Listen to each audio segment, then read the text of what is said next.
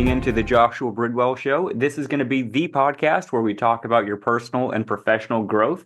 I am your host, Joshua Bridwell, and today I've got a very special guest with me, and I'm really honored that he has joined the podcast. He's been a really close friend of mine for quite some time. It is the one, the only, the amazing Zachary Owen. Zach, how's it going?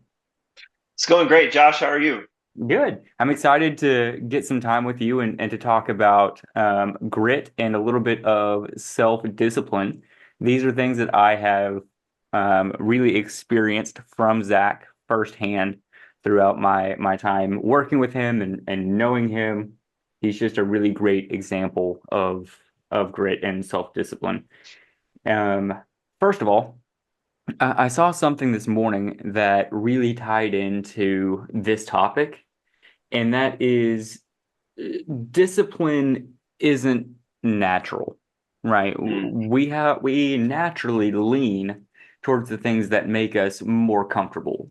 But if we right. lean towards the things that make us more comfortable, we're not as productive as we should be. We are not growing as quickly as we could be. And so we have to really go against comfort and exhibit grit, exhibit discipline in order to grow into the people that we're meant to grow into. And so I'm going to take a step back for just a second. Zach, I want you to tell our listeners a little bit about you. Well, first of all, I want to thank you for having me on the podcast. This is an honor for me. I know that you've been doing this for a while now, and it's been really good for you and for the people watching. And I'm excited to be on. Um, well, I am 25 years old. I live in Rockwall now. I used to live in Forney, which is way out from Dallas and Denton and all that stuff. So I tend to live on the outskirts of all the important places, but I What is I've it that you do? worked in oh I've worked in sorry, You're excuse me. fine. I currently work for Booster Enterprises. We are a fundraising company. I'm a senior program leader for Booster. I run a lot of the fundraising programs for elementary schools, anywhere from private to public and elementary and up towards middle school and sometimes even high school age students. Uh, Basically, my job is to create awesome experiences and help schools raise funds for them to do awesome things for their students. So Yeah, in order to do this, it there is a lot of fun that happens on campus, but oh yeah. there are also days that are a little more difficult than others. Mm. And so you really have to you got to strap up your boots. You've got to get back out there on the field. You've got to really just power it out, and that can be a really difficult thing to do. So for those that are not familiar, Zach, why don't you tell us what grit is? Grit is determination and perseverance in the face of uncomfortability or extreme um, discomforting situations or just really difficult situations. So it could be something as simple as like, it's 100 degrees outside and the lawn needs to get mowed, and grit is pushing through that heat to make sure that task gets done, or um, to make sure that you are doing the things that you're supposed to be doing. So Yeah, I really love the way that you put that. When people think about pushing themselves to do hard things, when it comes to grit, a lot of people think about our troops, think about the Navy SEALs. It's not just a word that is used to describe people in the military. Do the people in the military exhibit grit? Absolutely. But so can anybody who is willing and is able to is able to have enough self-discipline to put comfort aside. And so I want you to tell us a little bit about the relationship between grit and self-discipline. well, it's a lot of, from my viewpoint, it's a lot of sacrifice of what you want or sacrifice of what makes you comfortable in service of doing things that need to be done, or engaging with things that you need to engage in. And it just really comes down to putting the needs of others or the needs of that thing that you're seeing that's going to put you out of the comfort zone ahead of your own personal needs. Um, there's lots of situations, like you said, where if you really, really feel discomforted by a situation, you can easily fall back into that pattern of just letting go of that task or letting go of that thing that you need to do and just, getting lazy or um, not being productive, or anything in that nature. So it comes down to your willingness to push yourself in that right direction. So for those who don't know Zach, something that is ingrained in his personality, and I love this, he loves Star Wars. Uh, and I'm gonna lean to the other franchise right now, Star Trek, because there's a quote by Spock that he says, "The needs of the many outweigh the needs of the few or the one." Hmm. And being able to set your own personal desires aside in order to be there for the team. Number one, makes you a really great teammate, makes you a great friend. You also get more satisfaction out of doing the task. It's kind of like the most fun that people can have with money is when they give. Why? We are told so often that we need to accumulate as much as possible, do whatever we can to accumulate. But the people that are the most satisfied with it are those that give. And so I'd love to hear from you.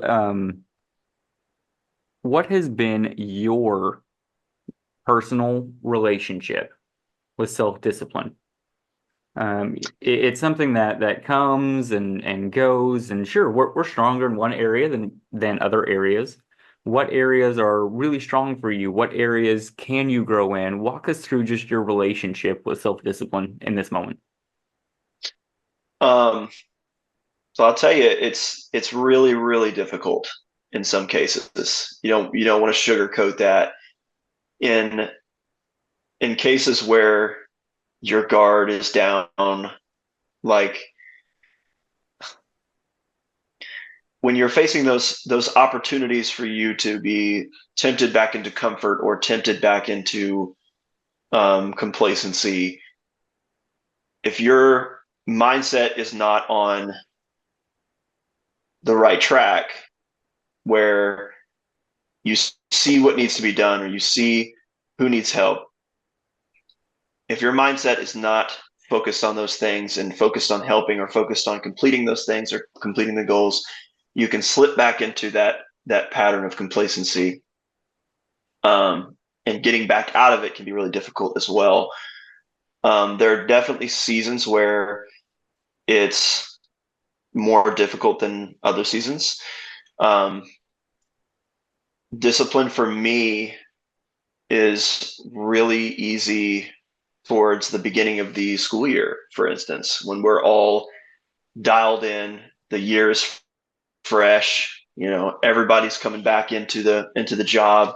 There's almost a reinvigorated sense of excitement to jump into the role that we have, especially for me, because I create the experiences, or help create the experiences for our fundraisers. But at the beginning of the year, there's that excitement and that vigor that wanes over the course of the year because you get tired of doing the same thing over and over again, or you have other priorities that come up that kind of take your attention away from your job or take your focus away from the goals that you have. And just things pop up here and there as the year goes on that kind of makes discipline really, really difficult to maintain. And then by the end of the year, you really, really have to push in and tell yourself, I am going to do these things, not because I might necessarily want to, but because I want to see the strong results at the end of that task or the end of whatever thing that I'm doing. I want to see good come out of this situation. And so pushing really, really hard through those difficult points is especially important so that you can see the effect that your work has on other people and on the things that you're working with. That's awesome. I want to latch on to the temptation piece of this. What has been, or what have been temptations for you to stay comfortable in this season? Well, for me, it's just comfortability in general. You get into a lull season where you might be working really, really hard at one point, and then you take time away from that go, go, go aspect, and you kind of fall back into that complacency of, I don't really have a lot going on, just Mhm. kind of lulling through this point. And so for me, that's a really dangerous time if I don't have like anything set and ready to go for the next point. Mhm. I can fall into that trap of being, you know, uh, I'm just not going to worry about it. I'm just going to do whatever, be unproductive, and just kind of sit. It's good to have times like that where you can feel at ease and feel um, relaxed and not necessarily feel the stress of a task or feel the stress of a goal that you're trying to achieve. But those have to come in increments. Otherwise, you can fall into a trap of being, really lulled out. And it almost sometimes I think it could lead into a depressionary state where you just kind of are floating through and you don't really have any purpose. Mhm. Yeah, and when I get to that point, I have to dial back to my why. Why am I doing this? Um, for those listening, I was with Booster in the field for about 6 years, and once you get to the end of that school year, it really is easy to just feel like you're going through the motions. You've gone through the character content that you're communicating to students dozens and dozens of times. And for me, it is easy to feel like you're just floating through that. But you have to remind yourself, sure, this is my 100th time to do this. But for these students, this is their first. And that can be a really hard thing to do because occasionally you'll feel like you have nothing left to give. But yet it's important that you push yourself because you are setting your own desires aside in order to produce something positive for somebody else. And so, well, let me rephrase. How do you push yourself and how do you push your team to get across the finish line when you and your team feel like you have nothing left? Um, well, I know in some cases this can be kind of counterproductive, especially when dealing with the judgment of other people where it's not necessary. But I, in the context of our job, working with students and working with kids that are middle school age and under, I really take to heart how they see me. What are they seeing when I'm on campus? What kind of person am I portraying to those kids and those students? Um, am I showing them how to be someone that can be disciplined and be strong in tough situations and be really, you know, energetic and fun and charismatic, even when the situation might not be, all that great? Um, am I helping to teach them that you can find joy in those areas of life in those tough situations, or am I showing them somebody that's just getting by to get by? Am I just putting on a face? Am I just doing what I got to do to get through that particular situation there. It all comes down to me about what's going on in the minds of the students and sometimes the teachers, um, and other adults on campus. What are they seeing from me? And when I readjust my thinking to, I want to show them somebody that's strong, and I want to show them somebody that can weather difficult storms and be joyous and be charismatic. That's when I kind of get a little bit more flame in the chest. Mhm. I get a little more push to keep doing what I'm doing. And I try really hard with the team members that I work with to kind of help instill that particular thought process. And it's different for everybody. Everybody has their own way of processing things. Um, but just for me personally, in that context, that's where it comes down to.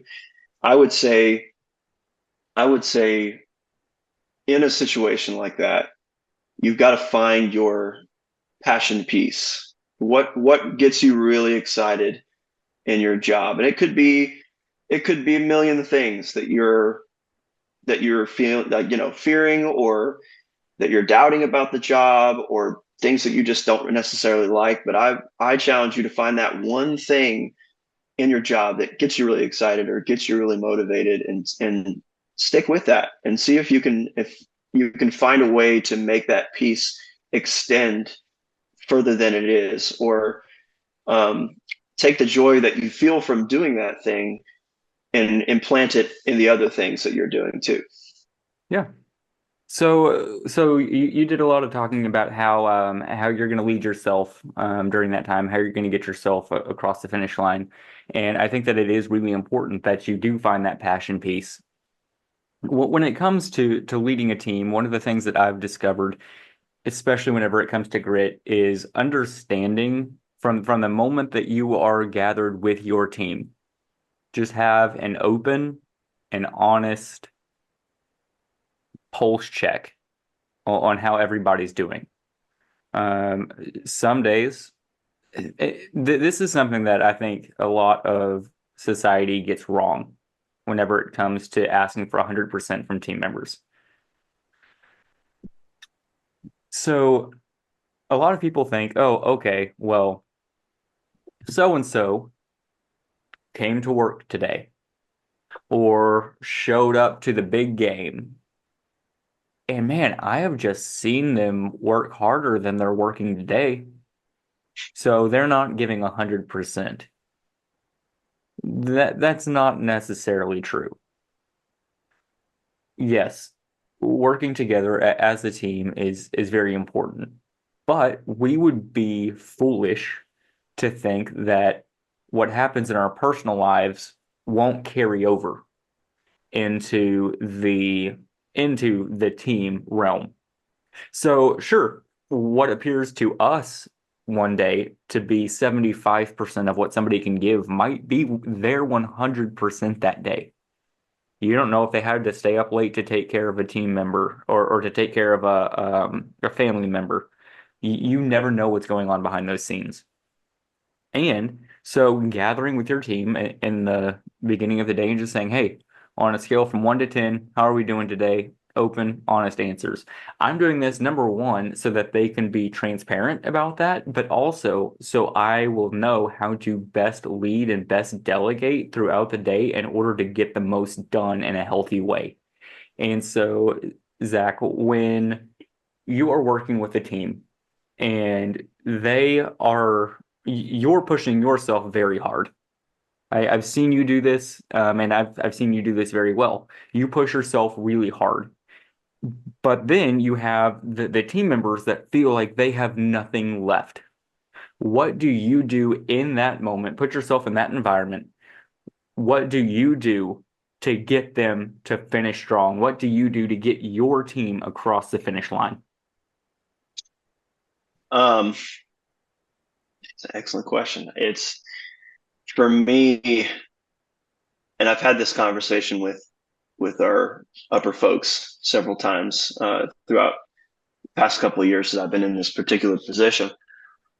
Um, for me, I'm very much a pick up the slack kind of guy, and if I see something going on that's not operating at 100%, I try really hard to kind of stick my hand in the game and, you know, help push that piece up to where it needs to be. Mhm. Um, and in some cases it's beneficial, in some cases it's not, for me or for the person that I'm working with. Mhm.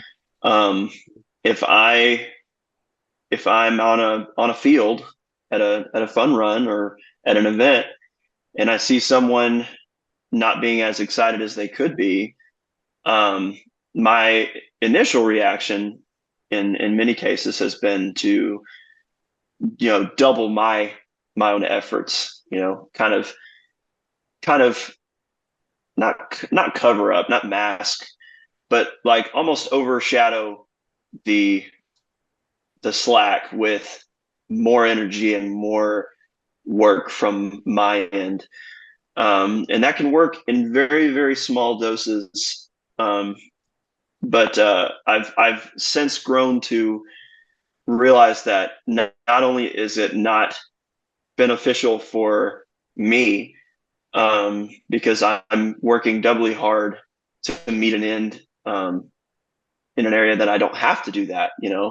Um, it's not good for me and it's not good for that person that I'm helping pick up the slack for, because I'm not taking a second to go and find out why this is happening and what I can do to help motivate them, and you know what what can I do on their end rather than what can I do on my end, um, to Mhm. help kind of push that level forward.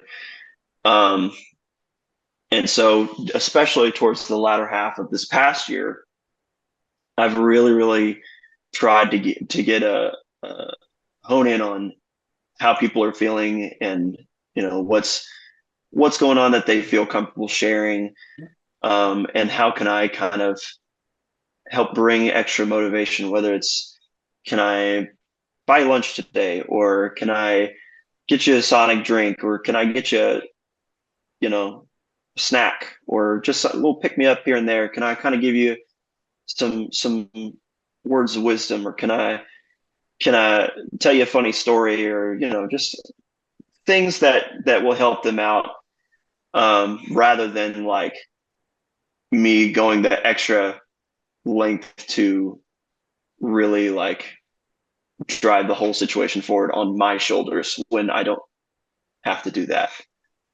Yeah. I've seen that work in a lot of cases with you. One thing that Zach mentioned that I really want to emphasize is that whenever you pick up the slack for your team, you're going to run yourself into the ground. And that is not caring for yourself well. You think that it's caring for your team well, but it's really not.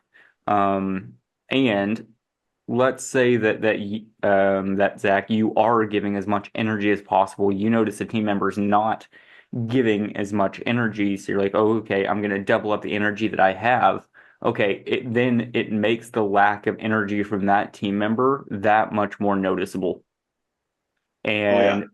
And so it's okay to take a step back, to communicate with the team member and say, hey, um, everything okay? Talk to me. What's going on? Okay. Can you give me 75% of what you've got for the next 15 minutes? That'll get you through this run, get everything good to go. I used to really pick up the slack. So at the end of a fun run day, we would have a bunch of equipment that we would have to tear down. We'd have to get it into the truck, and after doing runs all day long, that can be a really tiring experience. And there are some team members that think, okay, the run's over. So the majority of what we're here to do is done, rather than pushing to get everything into the truck. And so I would have a tendency to pick up the slack and tear down. Hey, I know that you're tired. Okay, why don't you go over there? Why don't you have a seat for just a couple of minutes? Whenever you're feeling better, come on over and continue to help us tear down.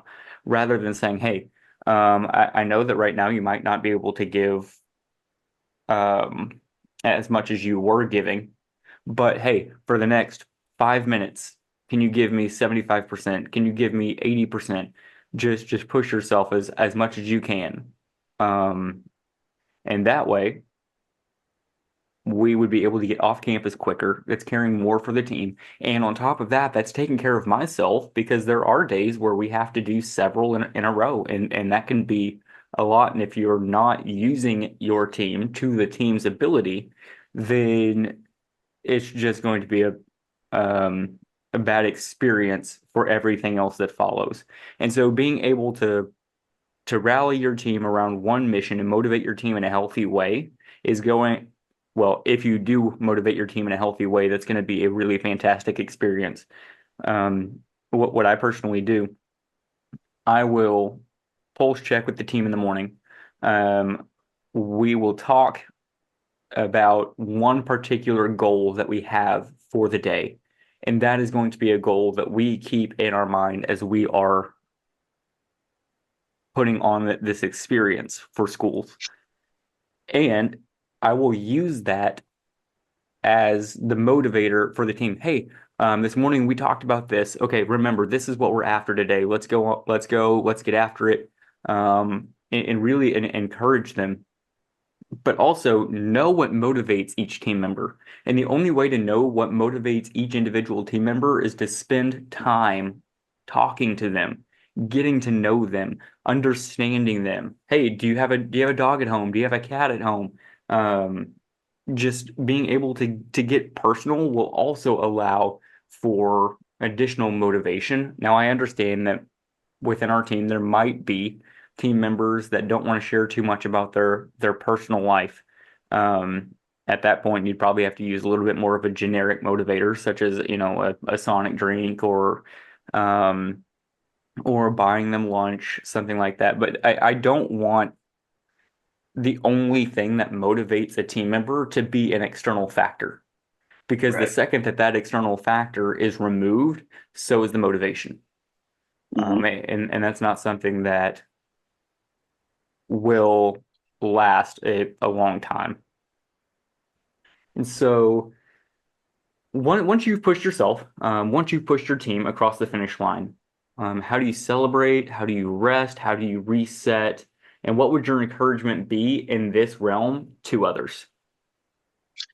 Um, And it is celebrating and resting and resetting important. oh yeah, it's absolutely important. Um, Now, like with all the other things that we've been talking about, that looks different for everybody, and everybody has their own um, sort of method on how they recoup and re-engage with certain things. For me, um, it's just getting home and being in a calm, quiet environment for a little bit. The majority of my day is spent in really high energy, really um, high external stimulus areas in situations. And so for me, it's just kind of finding that space where I can kind of power down. Maybe go in my room for an hour and close the door and just kind of sleep, or just zen. You know, Mhm. just just just having those moments of peace and tranquility amongst all of the external stimulus.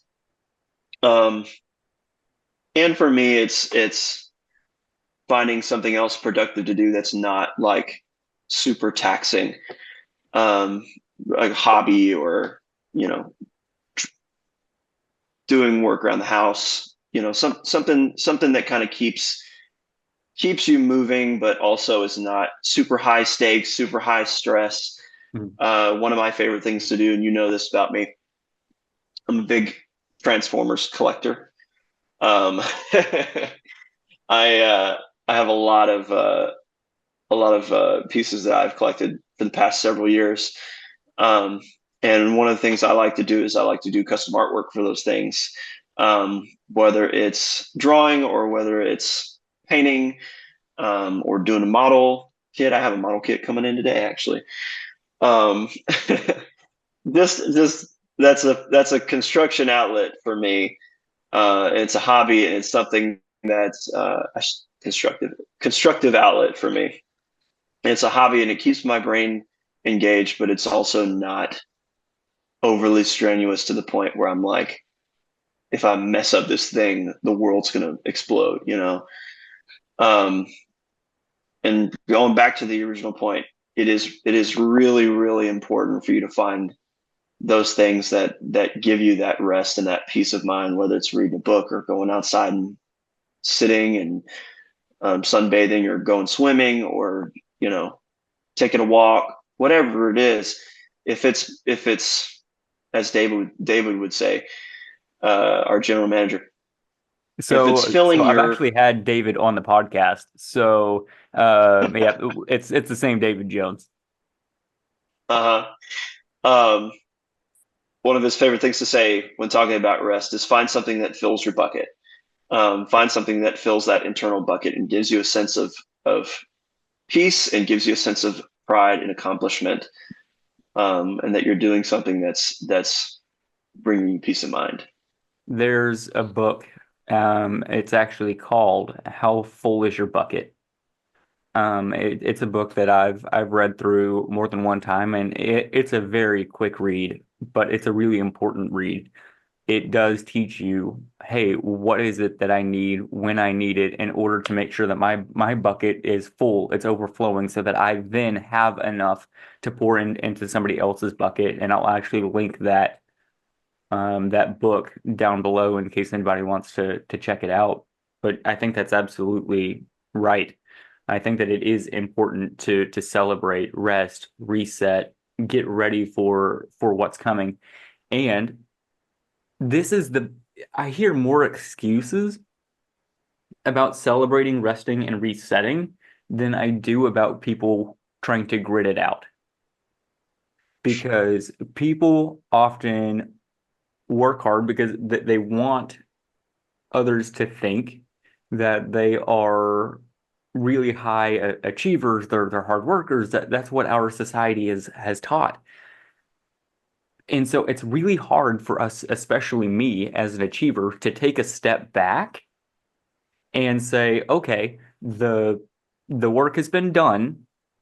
How can I take care of myself now rather than, okay, the work's been done, what other work can I do? And Yeah, I hear a big excuse of, oh, well, I don't have enough time in my day. I've got a wife, I've got two kids, I have cheer after school, I've got basketball practice. You can come up with whatever excuses you want. What I have what I have done is this year I've set a habit.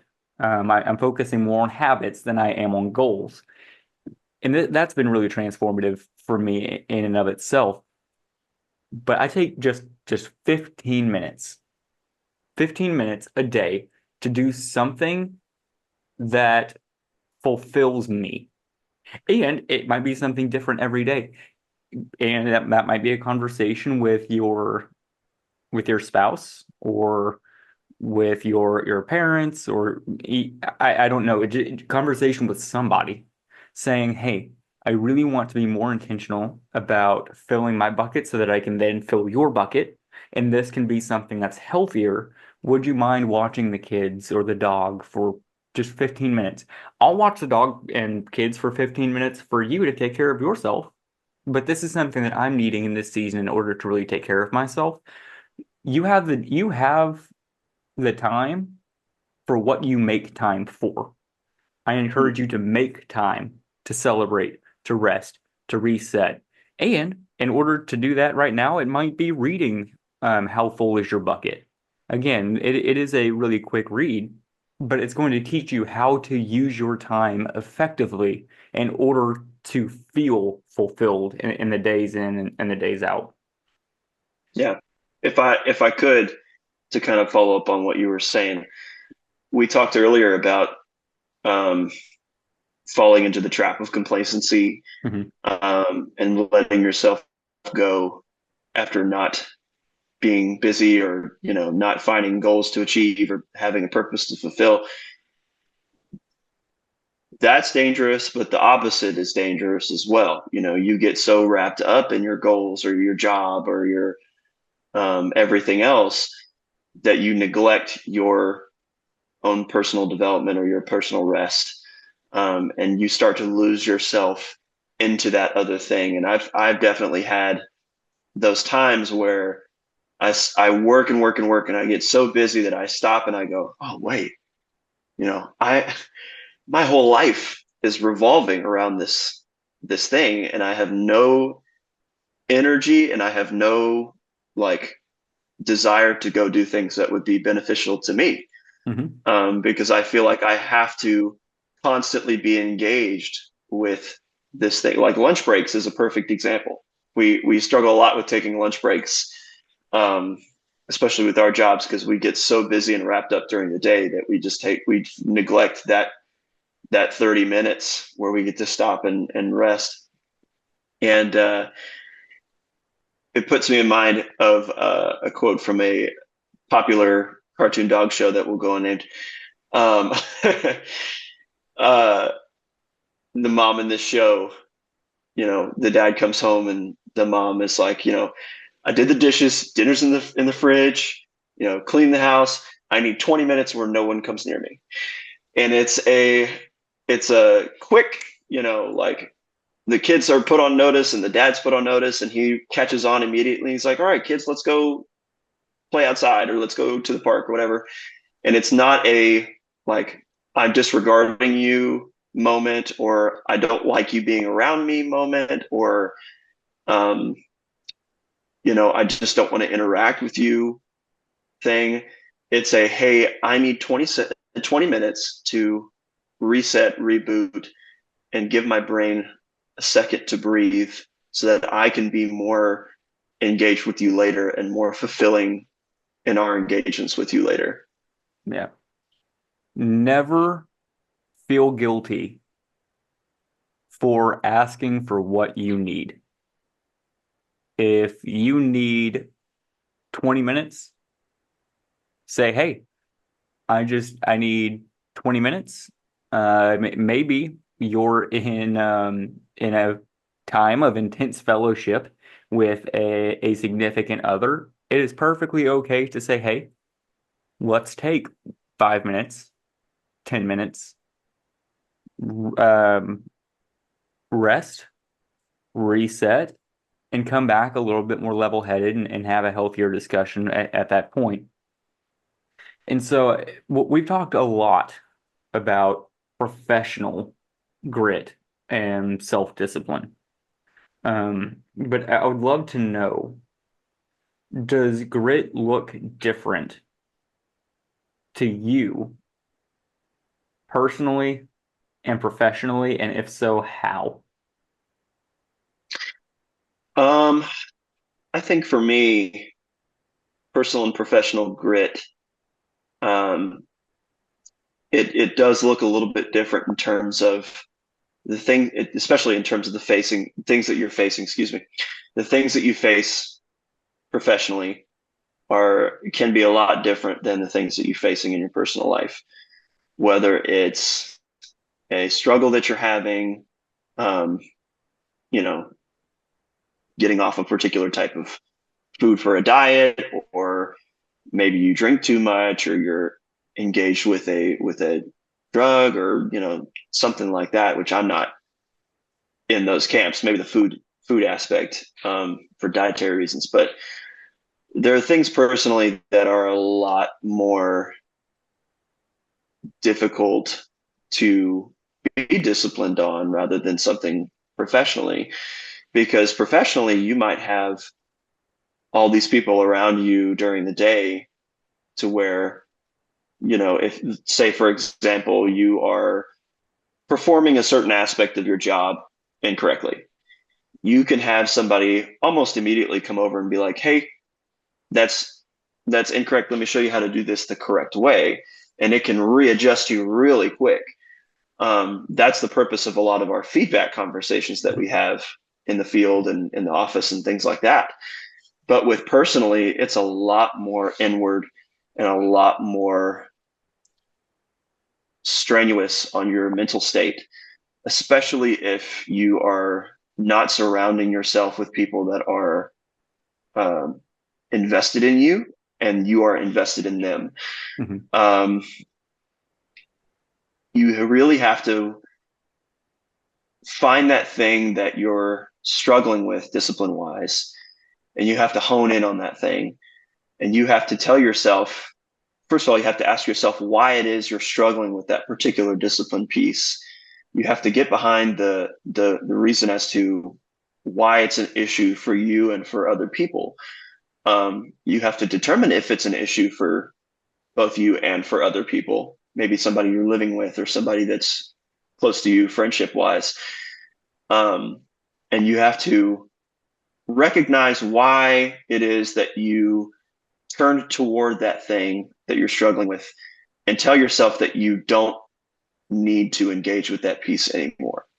So if it's a drinking problem, for example, you know, you look at it, you say, okay, this is a drinking problem. Is it affecting me? Yes. I'm gaining weight more rapidly than I used to because I'm drinking a lot. Um, it's affecting my relationship with other people. I'm becoming more uh, emotional or aggressive with other people. So it's emotionally deterring my relationships. Um, is it beneficial to me? It may have helped me cope with something else, but I don't want to use that as a coping mechanism anymore. I want to move on from this and disengage from that particular thing. And then you have to really, really hold on to yourself. You have to find people that are helping to keep you accountable, Mhm. accountability buddies um, that can Accountability buddies. realign you. Yeah, accountability buddies um, that can help tell you maybe sometimes things that you don't want to hear. Hey, you don't need that right now. Put that away. Like that's not beneficial to you at this moment. And it's really, really tough in those situations to let go of that thing. Um, but if you're engaging with your accountability partners and you are recognizing that it is a problem and that you need to stop, or um, it is something you need to be more strict on yourself with, then you're already a step in the right direction. It's a matter of sticking with it and surrounding yourself with people that can help you stick with it. Yeah. And I mean, I've got an accountability partner, and every Saturday evening we'll get together and we'll go over every single goal, every single habit we have. And the accountability partner should be somebody that loves you enough to tell you the truth and not just somebody who tells you what you want to hear. And so there is a difference for me whenever I think of personal growth and whenever I think of professional growth. What professional growth sure has the ability or grit within it. Professional grit has the ability to really propel me forward in my career, which sure can bleed into life. But whenever I think of personal grit, it can affect significantly more than professional grit can. Both are important. Please do not hear me say anything other than that. You should grit it out personally and professionally. Um, I think that when it comes to grit, we often think about gritting it out more professionally than we do personally. And so my challenge for you, not necessarily you, Zach, the listeners, my challenge for you during this next season is to grit it out in your personal life. You don't feel like doing the dishes, push yourself to do the dishes anyway. Push yourself to put those clothes away that's been taking up the bedroom floor for who knows how long. Push yourself to read to have difficult conversations, grit it out personally and professionally, and just watch what happens. Quit making excuses. You have the time. You are delaying your growth for the sake of comfortability, and that stops today. What are your biggest areas of personal growth right now? I would say what, general things like watching what I eat and um, watching what I'm engaging with on TV or on my phone or, things that are just not healthy for my mind or for my body. Um, and especially lately, I am I'm a Christian, and past couple of years have been both really good and really poor. Um, Good in the sense that, professionally I've excelled in a lot of areas, but personally I've been lacking in my spiritual growth and in my spiritual walk and in my engagement with the Lord. And so um, the past couple of weeks have been a really big uh, wake up call for me that I am trying to pray more. I'm trying to uh, read more, read the Bible more, just do things that would feed me spiritually instead of consuming media or um, listening to media that is not beneficial. It's junk food, mental and spiritual junk food. Mhm. Um, and just finding ways that I can be more productive in my own environment. Like you said, um, putting clothes away when I have the opportunity to do that, mowing the lawn when it needs to be mowed, or cleaning dishes when they're piling up in the sink, not letting myself slip back into the physical and emotional pileup that can really be detrimental to my mental health. Um, like you're saying, if you let that stuff start to pile up and you're seeing it and you're feeling it, that can transfer over in a negative way towards your professional growth. Because if you're letting your sock drawer get messy, imagine what your computer folder is going to look like, or your file cabinet's going to look like, or your office. You don't have to What are call me out you like doing that, Zach. to? He's, Josh got a messy folder. Anyway, um,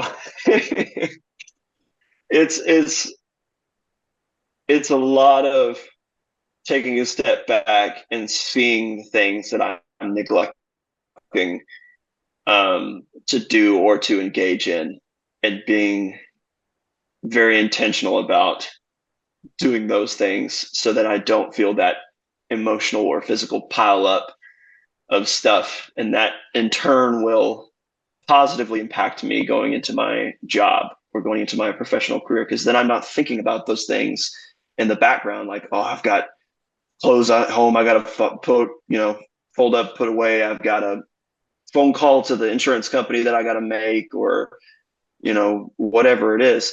That stuff comes off the burner to allow you to focus more on what brings you passion at work.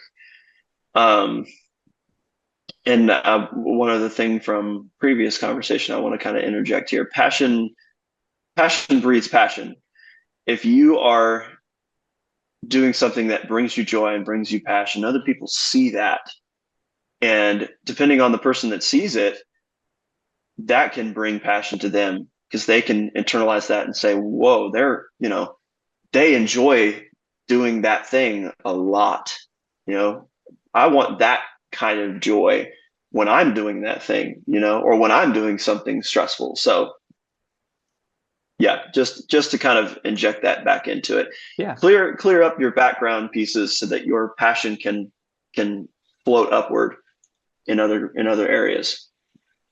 Yeah, and so for those that follow me on social media, you're a little bit familiar with what I like to call the four stages of stuck. But on an official podcast, this is the very first time that I am talking in depth about this. But whenever it comes to personal growth and feeling stuck, there are four stages that I believe anybody can fall into. And the very first stage is that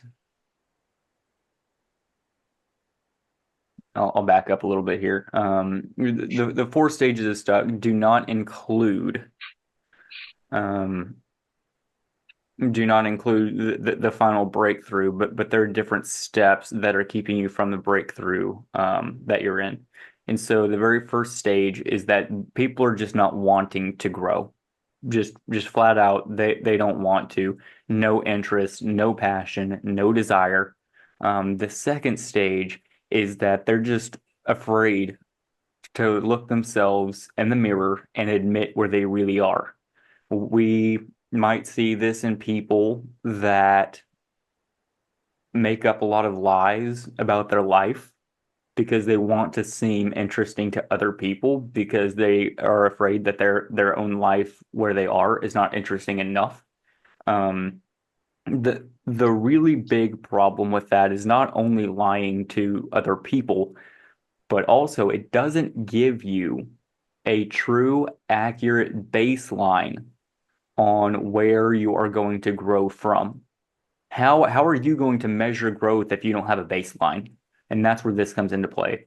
The third step is that they just make excuses to stay where they are.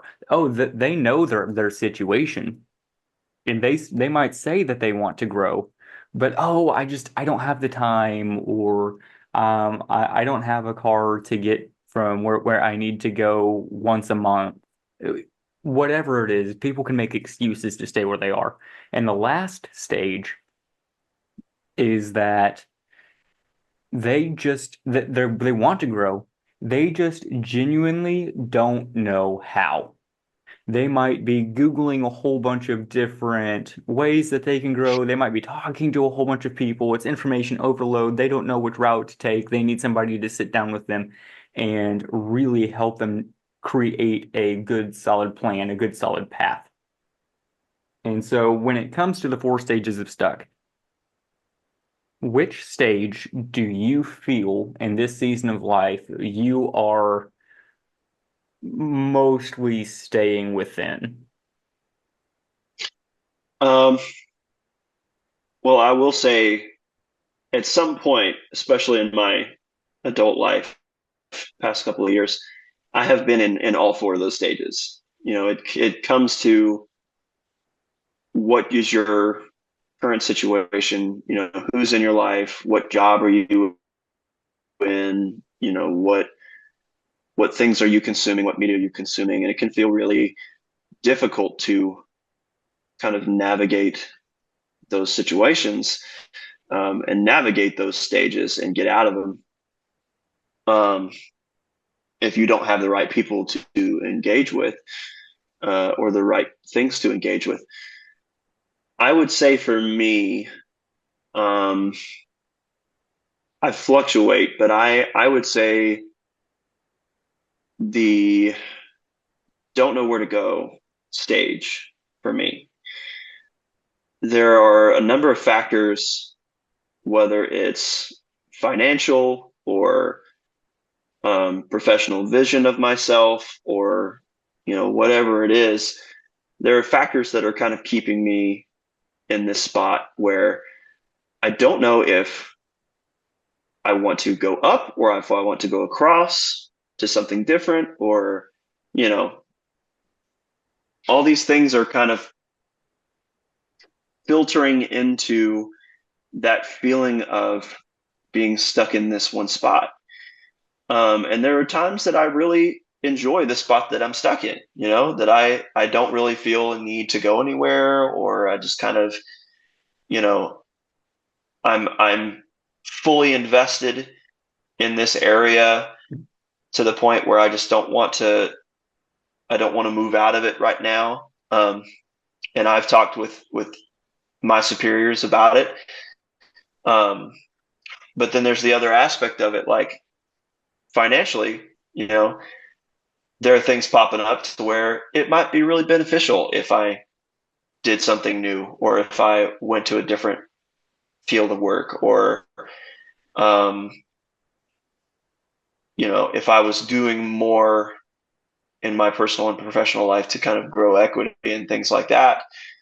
And so I would say the don't know what to do slot, because there are so many things that are ahead of my current situation.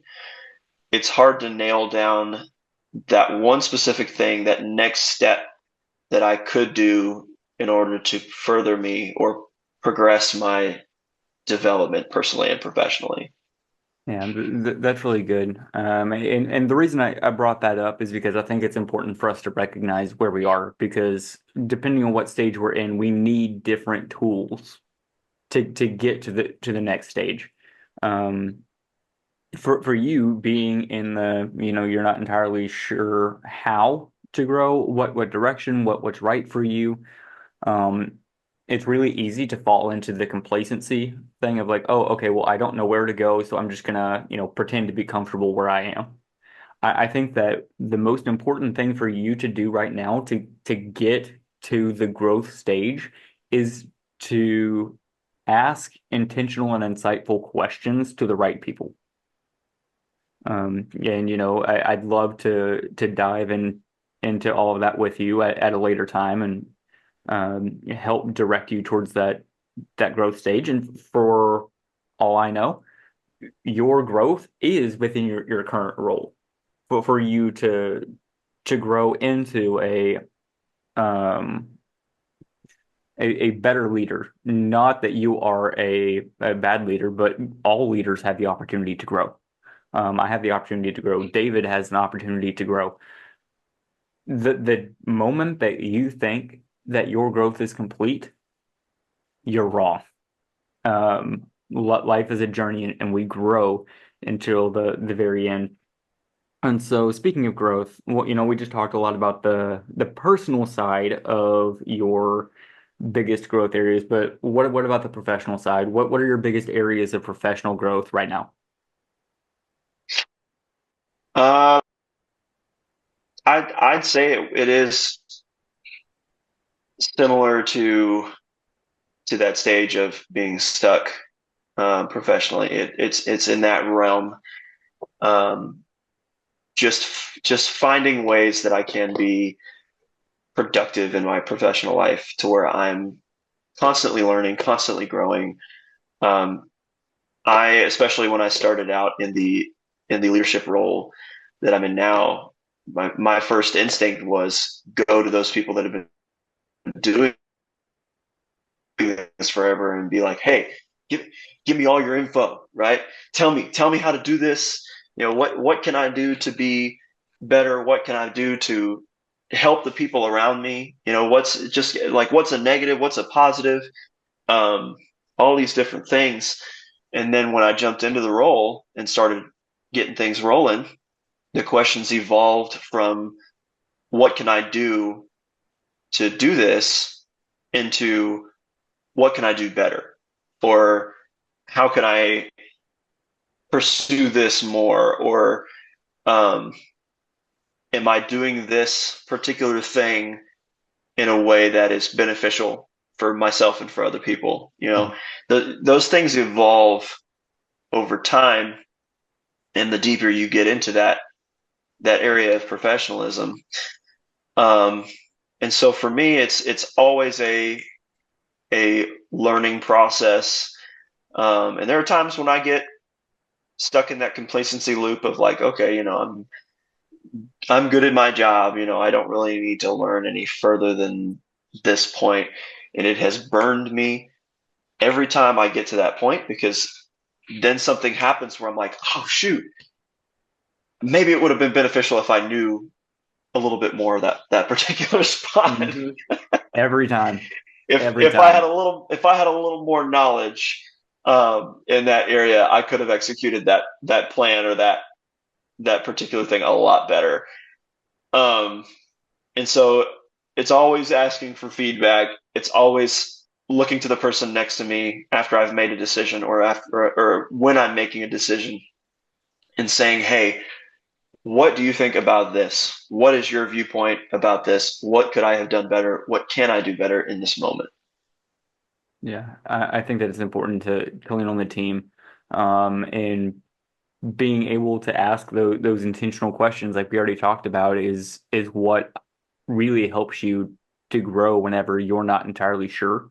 If you're stepping into a new role, please ask the people that have been in the role before you, hey, well, what advice would you give to somebody just stepping into this? How did you prepare? How did you stay organized? How would you navigate these kind of conversations? And be humble enough to admit what you don't know. Humility goes a long way. Humility, the second you think you've got it, you lose it. Um, and that was a lesson that I had to learn the hard way. And so there are always going to be conversations and situations that you are not 100% confident in your decision making in that time. Either ask people for help, that's what your team is for, or if it is a snap decision that's needed, make the decision to the best of your ability and then assess afterwards. But I think that being able to lean on your team, asking those questions is a really great place to grow. And I've seen you come a long way in that the depth of the questions that you're asking, and a lot of that comes with the familiarity of the role. I mean, you are a senior program leader. You know, you're not a program leader. You have a little bit higher responsibility whenever it comes to all of that and being able to lead and guide in different ways. And your ability to seek information has made a world of difference in the team and the results that you produce. And so, man, congratulations on just a fantastic school year. It's been a pleasure working alongside of you in that realm and seeing your growth and being a part of that growth and you being a part of my growth at the same time. Um, and this is my final question. But I love to end every show this way because I think reading is something that's really important. Are you much of a reader? Off and on. Okay. I was a really big reader for a while, and then you know things came up here and there that I kind of Excuses. dilly dallied in. Exactly, exactly. But I'm trying to be more engaged in reading and just finding ways to better myself and finding those developmental pieces that I can read. So, um, but yeah, I what question? What's your question? Yeah, yeah. So which three books, other than the Bible, have been the Hmm. most transformational in your life? Oh, is this test going to be graded? Yes, in live time. uh, live time.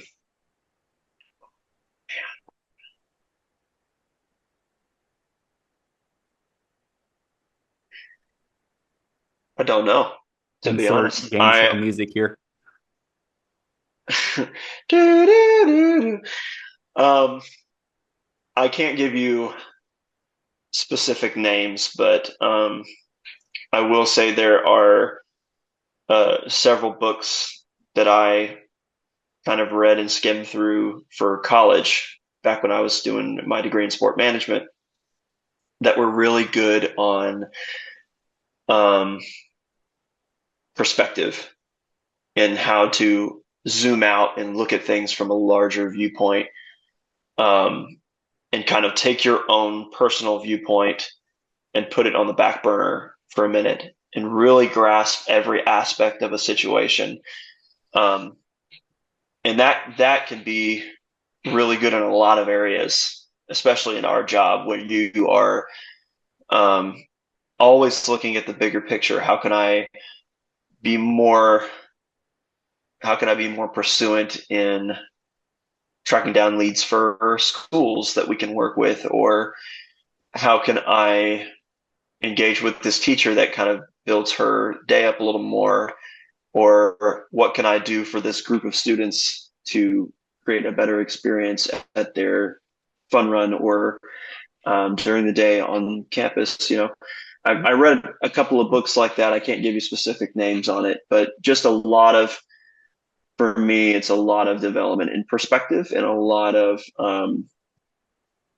self reflecting books as well in terms of um, discovering what it is about you that makes you you. Um, I had some really good advice from one of our general managers in Texarkana, our general manager in Texarkana. Uh, I asked him, an important piece of advice that you can give for me being in the role that I'm in now and looking ahead to things that are possible out of my role. Are And he said, man, just say again. are you talking about Texiana or Yes, okay? Texiana. Yes, Yeah. Sorry. Did I say Texarkana? you did. Yeah. So Texiana Um, is Central Texas, South Texas, and Louisiana. yes.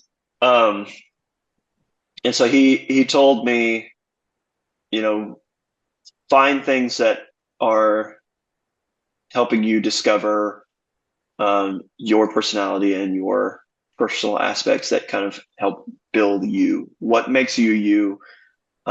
Being very self-reflective and reading things that are promoting that self-reflection so that you can have a better understanding of how you operate and how you operate with other people. Um, and so, like I said, can't give any specifics on the reading. It all just kind of like shoo, goes over my head in terms of remembering specifics, but um, it's definitely personal retrospective and large scale viewpoints on development. That's great. So something that I'm going to ask if you'll do post podcast is if you could just research, see if you can figure out what those books are. I'd love to push those for the listeners. If you cannot find those specific books, if you can just come up with, two, three books that have been transformational in your life, and I'll link those below for them to check out if they are interested. And I want to take a step back and answer any questions that you may have for me, if you have any, or any closing thoughts. Um, I will say to those listening, Josh has been a very transformative person in my life, personally and professionally. Um, a lot of my professional skills, especially in the past year or two, have come from Josh. Um, and so watching you take your skills in the professional realm and your personal development skills for people that you care about and those around you, watching you take those and push them forward and find this outlet to help others to understand how you can be more productive in your development. That's been a really awesome thing for me to see. Um, and just getting to engage with you today is just another reminder about how caring you are and how thoughtful uh, of a person you are and how determined you are to help better people and to create more awesome experiences for people. So I'm very grateful for you uh, as a friend and as a teammate, getting to work alongside you for the past couple of years, and then getting to open up to you personally about a lot of stuff that I've been dealing with. It's been awesome, and it's been a really good thing for me in my own development. So I want to thank you for that, for being so awesome and helping me in those areas. Thanks, man. That means a lot. Your friendship as well as being able to work alongside you has always been a blessing. I think we've done a really good job of having the hard conversations with each other, with being able to call each other on the way home and just, hey, I'm dealing with this situation. What would you do? What would you think through? How would you really prepare yourself for for success. And I mean, that's just one example um, of just what it is that we're able to do for each other, to help each other grow and to show the extreme care. And man, I'm really grateful for you having the courage to step forward and lean into this podcast. And I know that this is something that you've never done before. And this is something that could be scary, but man, I think that you handled it really well. You leaned into something that was uncomfortable. You provided some really valuable wisdom in order to help other people grow, and that's being able to change more lives than you can think of. And if this touches just one person you wouldn't have been able to have touched otherwise, then this is a big win. So man, I'm really grateful for you and for your time. And for everybody listening, thank you so much for tuning into this episode of the Joshua Bridwell Show. Make sure that you subscribe, you share this to help other people grow, and we'll see you soon.